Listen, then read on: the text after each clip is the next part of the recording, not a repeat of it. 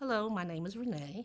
I served in the United States Army from 1985 to 1991, and my job was a 74 Delta computer operator. When I originally got into the service and I went to my first area right after basic training, I was sexually assaulted by a higher up. And it kind of turned me against the military, so to speak, because of it was like the old boys thing. They pushed it under the carpet. They waited until I went home on vacation because I did press charges, and the case was dismissed. And this person who assaulted me was able to continue there. Later on, I found out that he had assaulted someone else, but they caught him. And all they did was just give him a slap on the wrist and move him to another base. I never really thought about getting out the service because I was gung-ho about the service, and I know that this was an individual who have issues and problems, and I wasn't going to let that sway me from what I wanted to do. But I had a lot of anger, a lot of resentment, a lot of issues. I was having problems sleeping. I would wake up sweating and nightmares and all types of things. And if I heard about anyone else being attacked or molested, I really would, maybe even start trembling or start.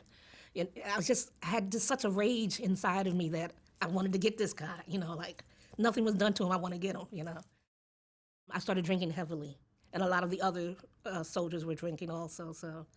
And I maintained and hid it really well. And I did that for a couple of years while I was at Germany, and then I left Germany. When my mother passed, and I got out of the service in 91. And that's when I started getting help. I found out about a program at one of the VA centers that they had for post-traumatic stress, and it specifically had a flyer that addressed women in the service who had been assaulted.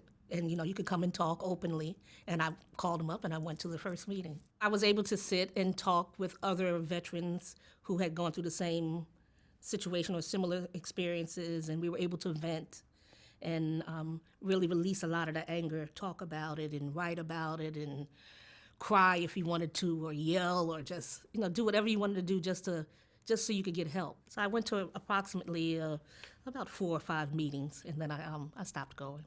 I thought that I could really deal with the issues myself. I felt, okay, this is good enough. I've had enough, and I could deal with it. But then I realized later on that I hadn't really finished dealing with it, and I still needed help.